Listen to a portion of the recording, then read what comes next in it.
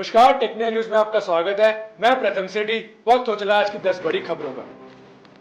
गृह मंत्रालय ने साल 2025 के लिए सर्वोच्च नागरिक सम्मान पद्म पुरस्कार प्राप्त करने वाले विजेताओं के नामों की घोषणा कर दी है। इस वर्ष राष्ट्रपति द्रौपदी मुर्मू देश की 139 महान विभूतियों को पद्म पुरस्कार से विभूषित करेंगी। पद्म पुरस्कार से सम्मानित होने वालों में 23 महिलाएं शामिल हैं। साथ ही सूची में विदेशी एनआरआई, पीआईओ और ओसीआई कैटेगरी में 10 विभूतियों को शामिल किया गया है। इसके अलावा 13 महान विभूतियों को मरणोपरांत पद्म पुरस्कार दिया जाएगा। उत्तराखंड में यूनिफॉर्म सिविल कोड यानी समान नागरिक संहिता कानून लागू हो गया है। राज्य के मुख्यमंत्री पुष्कर सिंह धामी ने सोमवार को इसकी अधिसूचना जारी कर दी है। यूसीसी लागू होने के बाद अब उत्तराखंड में सभी नागरिकों के लिए संवैधानिक और नागरिक अधिकार समान हो गए हैं। साथ ही हलाला, बहुविवाह और 3 तलाक जैसी प्रथाओं पर पूरी तरीके से रोक लग गई है। सीएम धामी ने अधिसूचना जारी करने के साथ ही शादी, तलाक और लिविंग संबंधों के लिए अनिवार्य ऑनलाइन रजिस्ट्रेशन के लिए एक नया पोर्टल शुरू किया है। दिल्ली में विधानसभा चुनाव की तारीख जितनी नजदीक आ रही है, राजनीतिक पार्टियां उतने ही बड़े चुनावी वादों की झड़ी लगाती जा रही है। आम आदमी पार्टी के राष्ट्रीय संयोजक अरविंद केजरीवाल ने सोमवार को दिल्ली के लिए 15 गारंटियों का ऐलान किया और 2020 चुनाव में किए गए 3 वादों को पूरा ना कर पाने की बात भी कबूली और चुनाव जीतने पर इस बार गारंटियों को पूरा करने का वादा किया। वहीं भाजपा से केंद्रीय मंत्री हरदीप सिंह पुरी ने मौजूदा योजनाओं को बरकरार रखते हुए लाभार्थियों की संख्या दुगनी करने की बात कही है। दिल्ली विधानसभा चुनाव से पहले वोटरों की संख्या में भारी इजाफा हुआ है। 6 जनवरी 2025 को वोटरों की फाइनल लिस्ट जारी होने के बाद दिल्ली की सभी 70 विधानसभा सीटों पर 89,142 नए वोटरों ने रजिस्ट्रेशन कराया है। सबसे अधिक रजिस्ट्रेशन बुराड़ी और मुंडका निर्वाचन क्षेत्र से कराए गए हैं। इनमें सबसे ज्यादा 62,608 वोटर्स महिलाएं हैं। ये आंकड़ा महज 11 दिनों का है। अब 17 जनवरी तक के आंकड़ों के अनुसार दिल्ली में वोटरों की संख्या 1,56,14,000 हो गई है।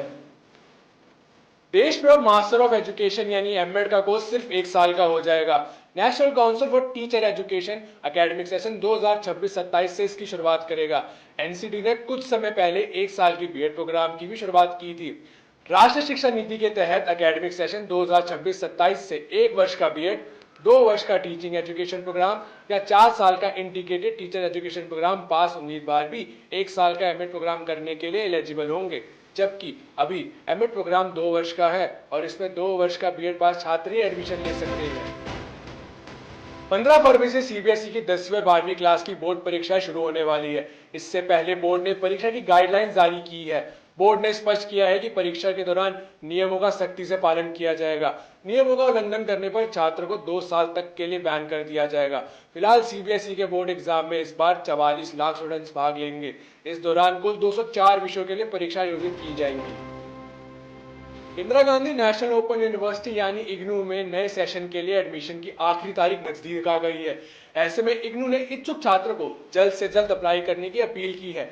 इग्नू में जनवरी 2025 में दाखिला लेने की अंतिम तारीख 31 जनवरी 2025 निर्धारित है। इच्छुक छात्र यूजी, पीजी, पीएचडी और फॉरेन आईपीओ जैसे कार्यक्रमों में दाखिला लेने के लिए अप्लाई कर सकते हैं। इंडियन एयरफोर्स ने अग्निपथ योजना के तहत होने वाले अग्निवीर वायु भर्ती के लिए आवेदन की अंतिम तिथि को आगे बढ़ा दिया है। अब कैंडिडेट 2 फरवरी 2025 तक अप्लाई कर सकते हैं। पहले अग्निपथ योजना में आवेदन करने की तारीख 7 से 27 जनवरी तय की गई थी।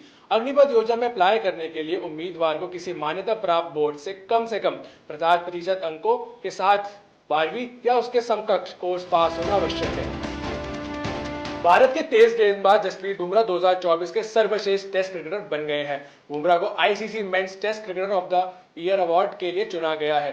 बुमराह ने 2024 में शानदार प्रदर्शन करते हुए 13 टेस्ट मैचों में 357 ओवरों की गेंदबाजी की और कैलेंडर वर्ष में सबसे अधिक कुल 71 विकेट लिए। इसके बाद बुमराह का नाम 1 साल में 70 से ज्यादा विकेट लेने वाले भारत के महान गेंदबाजों अनिल कुंबले, रविचंद्रन अश्विन और कपिल देव की सूची में शामिल हो गया है।